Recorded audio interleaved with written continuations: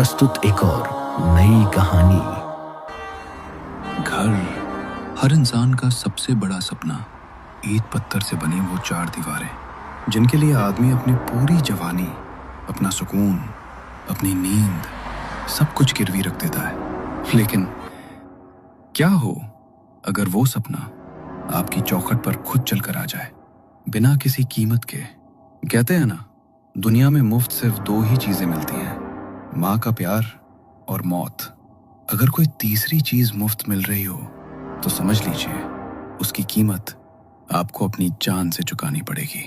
मैं हूं अमोल और ये कहानी है दिल्ली के उस राजेश शर्मा की जिसने एक सपनों का घर जीता, या शायद अपनी बर्बादी का न्योता। दिल्ली की भागती दौड़ती जिंदगी। पॉश इलाके में एक किराए का फ्लैट और उसमें रहने वाला राजेश शर्मा, 36 साल का रियल एस्टेट एजेंट। महीने का इनकम भी ठीक ठाक था, लेकिन महीने की पहली तारीख को जब मोबाइल पर वो मैसेज आता था, your account has been debited with INR 35,000, तो राजेश का दिल बैठ जाता। 35,000 सिर्फ किराया। उस शाम भी घर का माहौल गर्म था। प्रिया, राजेश की पत्नी, रसोई में बर्तनों को कुछ ज्यादा ही जोर से पटक रही थी। कब तक राजेश? कब तक दूसरों की छतों के नीचे रहेंगे हम? रुद्र बड़ा हो रहा है, 7 साल का हो गया वो। उसका अपना कमरा कब होगा? मेरे पापा कह रहे थे नोएडा में रेट्स बढ़ रहे हैं, अभी नहीं लिया तो कभी नहीं ले पाएंगे। जानता हूँ यार, सब जानता हूँ, लेकिन लोन, EMI का फंदा, थोड़ा वक्त दो ना। जल्दी ही अपना खुद का घर ले लेंगे, जल्दी ही, शायद बहुत जल्दी। घर के क्लेश से बचने के लिए राजेश अक्सर ऑफिस में देर तक रुक जाता था। आज भी घड़ी की सुइयां रात के 10 बजा रही थी। पूरा फ्लोर खाली, सिर्फ राजेश के कैबिन की लाइट जल रही थी और सन्नाटे में गूंज रही थी कीबोर्ड की खटखट।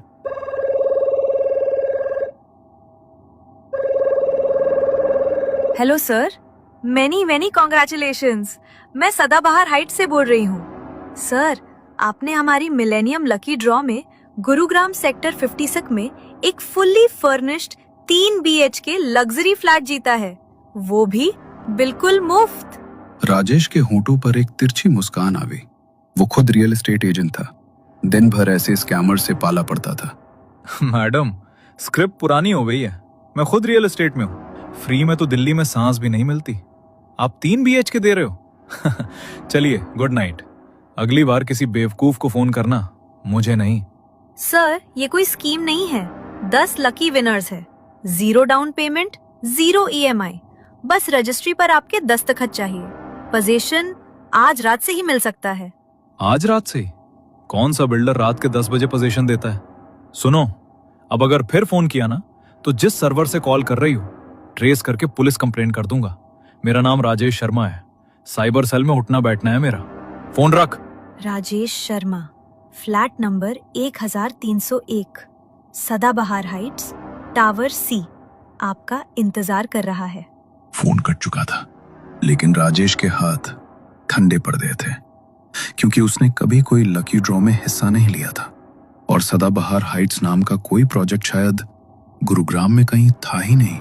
राजेश ने झुंझलाकर फोन टेबल पर पटक दिया। उसमें पानी का घूंट भरा ही था कि तभी उसके मोबाइल की स्क्रीन जल उठी।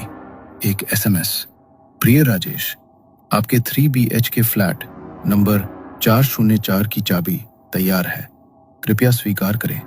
राजेश ने उस मैसेज को इग्नोर किया और डिलीट बटन दबाया, लेकिन तभी उसके लैपटॉप पर एक नोटिफिकेशन आया, ऑफिस का सिक्योर ईमेल जिस पर फायरवॉल लगा था, जिसे भेदना नामुमकिन था। Subject, possession letter for mister Rajesh Sharma, attachment, death deed.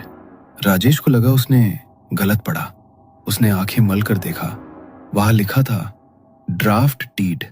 Rajesh के माथे पर पसीना आ गया। ये लोग ऑफिस के सिक्योर नेटवर्क में कैसे घुस गए? तभी ऑफिस के दरवाजे पर किसी ने नॉक किया। इतनी रात को कौन हो सकता है?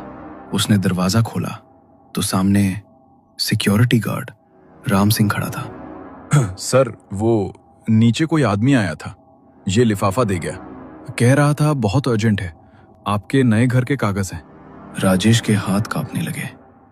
उसने लिफाफा खोला तो अंदर एक गोल्डन कार्ड था जिस पर उभरे हुए अक्षरों में लिखा था, नए फ्लैट में स्वागत है, राजेश। राजेश का सबर अब जवाब दे गया। उसने वो कार्ड फाड़ा, लिफाफा मरोड़ा और गार्ड के सामने ही डस्टबिन में दे मारा।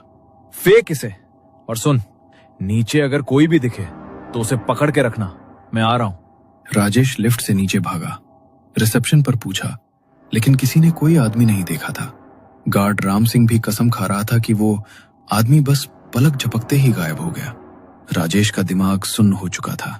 उसने अपनी कार की चाबी ढूंढी और लानत, चाबी ऊपर कैबिन में छूट गई थी। वापस ऊपर जाने की हिम्मत नहीं थी। उसने सड़क पर हाथ दिया। एक ऑटो वाला, जो शायद अंधेरे में ही खड़ा था, धीरे से सरकता हुआ उसके पास आया। कहाँ जाना है साहब? वसंत कुंज, जल्दी चलो। ऑटो वाला अजीब था। उसने पीछे मुड़कर नहीं देखा, बस गाड़ी दौड़ा दी और इतनी तेज दौड़ा दी कि हवा राजेश के चेहरे को थप्पड़ मारने लगी। रास्ता सुनसान था। स्ट्रीट लाइट्स एक एक करके पीछे छूट रही थी। अरे भाई, मरने का इरादा है क्या? धीरे चला, मीटर देख, 80 पार कर रहा है तू। ऑटो वाले ने कोई जवाब नहीं दिया, लेकिन राजेश ने देखा ऑटो का मीटर बंद था और डैशबोर्ड पर भगवान की मूर्ति की जगह एक छोटा सा घर का मॉडल रखा था, हूबहू वैसा ही जैसा उस ईमेल वाली फोटो में था। राजेश को अब घबराहट होने लगी। मैंने कहा गाड़ी रोक, मुझे यहीं उतरना है। ऑटो वाले ने राजेश की बात सुनकर रियर व्यू मिरर में अपनी आंखें ऊपर उठाई और राजेश की तरफ देख के अजीब सी मुस्कान दी। घबरा क्यों रहे हो राजेश बाबू? अब घर के किराए की टेंशन खत्म। अब तो आपका अपना फ्लैट है, अपना घर। राजेश के जिस्म का सारा खून जम गया। उसकी आवाज गले में अटक गई। ये सब तुझे कैसे पता? ऑटो वाला धीमे से पलटा। उसका चेहरा अंधेरे में था, बस उसके दांत चमक रहे थे। हम तो बस सवारी को मंजिल तक पहुंचाते हैं साहब, और आपकी मंजिल सेक्टर 56, फ्लैट नंबर 404 है। चाबी ले लेना साहब, वरना पछताओगे। उसने अपना हाथ पीछे किया। उसके हाथ में वही गोल्डन कार्ड था जिसे राजेश ने 10वीं मंजिल पर फाड़कर डस्टबिन में डाला था। राजेश चीखा और चलते ऑटो से कूदने के लिए दरवाजा खोलने की कोशिश करने लगा, लेकिन दरवाजा लॉक था। राजेश उस ऑटो में कैद था और वो ऑटो उसे कहां ले जा रहा था ये कोई नहीं जानता था। लेकिन सवाल ये है कि जिस फ्री फ्लैट का ऑफर राजेश ठुकरा चुका था, उसका एग्रीमेंट आखिर साइन किसने किया? क्या ऑटो वाला राजेश को उसके नए घर लेकर जा रहा है? राजेश के दिमाग की नसें फट रही थी। ऑटो वाले की वो आंखें और वो मनहूस मुस्कान देखकर राजेश का खून खौल गया। उसने आव देखा न ताव, वो पीछे की सीट से आगे की तरफ झपटा और ऑटो का हैंडल को दाईं तरफ घुमा दिया। ऑटो डिवाइडर से टकरा कर पलटा। झटका इतना जोरदार था कि राजेश सड़क पर जा गिरा, लेकिन दर्द महसूस करने से पहले ही वो उठा और लड़खड़ाते हुए ड्राइवर की तरफ भागा। ड्राइवर अभी भी ऑटो के अंदर फंसा हुआ था। राजेश ने उसका कॉलर पकड़ा और उसे बाहर घसीट लिया। कौन है तू? बोल, किसका आदमी है? मेरी सुपारी लिए क्या? राजेश ने एक मुक्का उसके जबड़े पर मारा, फिर दूसरा। उसका गुस्सा 7वें आसमान पर था, लेकिन वो भूल गया था कि सड़क पर ऑटो वाले अकेले नहीं होते, उनका एक भाईचारा होता है। आसपास खड़े कुछ और ऑटो वाले और राहगीर वहां जमा हो गए। उन्हें बस इतना दिखा कि एक सूट बूट वाला आदमी एक गरीब ऑटो वाले को पीट रहा है। ए भाई, क्या कर रहा है? क्यों मार रहा है उसे? छोड़, मैं कहता हूँ छोड़ दे उसे। किसी ने पीछे से राजेश के सिर पर डंडा मारा। राजेश की आंखों के सामने चिंगारियां नाच गई। वो पलटा, लेकिन तब तक भीड़ उस पर टूट पड़ी थी। घूंसे, लात, डंडे। राजेश चिल्लाता रहा, ये फ्रॉड है, ये मुझे किडनैप कर रहा था। लेकिन भीड़ बहरी होती है। वो तब तक मारती रही जब तक राजेश का शरीर सुन्न नहीं हो गया। राजेश के सामने अंधेरा छा गया, गहरा अंधेरा। और फिर एक बीप की आवाज से राजेश ने आंखें खोली। सब कुछ धुंधला था। वो अस्पताल के आईसीयू में था। सिर पर पट्टियां, पैर में प्लास्टर और शरीर में अनगिनत नलियां। सामने उसकी पत्नी प्रिया बैठी थी, आंसू पोंछती हुई। राजेश, होश आ गया? हे भगवान, मैं तो डर ही गई थी। पुलिस वाले कह रहे थे कि रोड रेस का केस है। वो तो शुक्र है तुम्हारी जान बच गई। 2 हफ्ते के बाद राजेश को अस्पताल से डिस्चार्ज मिल गया। एक दोपहर जब राजेश अपने टूटे पैर को लेकर सोफे पर लेटा था, दरवाजे की घंटी बजी। प्रिया ने दरवाजा खोला। एक डिलीवरी बॉय खड़ा था जिसके हाथ में एक बड़ा खूबसूरत लाल गुलाबों का गुलदस्ता था। नमस्ते मैडम, राजेश सर के लिए पार्सल है। प्रिया गुलदस्ता लेकर अंदर आई। राजेश, देखो शायद ऑफिस वालों ने भेजा है गेट वेल सून के लिए। राजेश ने बेमन से गुलदस्ता लिया। फूलों के बीच एक काला लिफाफा था। उसने लिफाफा खोला। अंदर कोई नाम नहीं था, बस एक लाइन लिखी थी, मैं तुम्हारे साथ हूं, तुम्हारी मौत तक, तुम्हारा फ्लैट वाला। राजेश के हाथ से लिफाफा गिर गया। उसने गुस्से में वो गुलदस्ता उठाया और पूरे जोर से दीवार पर दे मारा। कौन है ये? क्यों मेरे पीछे पड़ा है? प्रिया घबरा गई। राजेश लमराते हुए बालकनी की तरफ भागा। उसने नीचे झांका। तीसरी मंजिल से नीचे सड़क साफ दिख रही थी और वहां गेट के ठीक सामने वही ऑटो खड़ा था और ड्राइवर की सीट पर बैठा वो शख्स ऊपर राजेश की तरफ देख रहा था। वही आंखें, वही मुस्कान। उसने धीरे से अपना हाथ हिलाया बाय करने के लिए। प्रिया, वो रहा, वो नीचे है, पुलिस को बुलाओ। लेकिन जब तक प्रिया आई, ऑटो जा चुका था। राजेश पागल नहीं था, बस मजबूर था। उसने हार नहीं मानी। वो अपनी सोसाइटी के सिक्योरिटी रूम में गया। CCTV footage निकलवाई। फुटेज धुंधली थी लेकिन ऑटो का नंबर साफ था। राजेश ने तुरंत अपने दोस्त समीर को फोन लगाया जो आरटीओ में क्लर्क था। हाँ भाई राजेश, मिल गई डिटेल। ये ऑटो किसी विकास कुमार के नाम पर रजिस्टर्ड है। एड्रेस क्या है समीर? लिख ले, फ्लैट नंबर 404 ब्लॉक बी, सदाबहार हाइट्स, सेक्टर 56, गुरुग्राम। सेक्टर 56, वही जगह जहां का फ्लैट राजेश ने जीता था।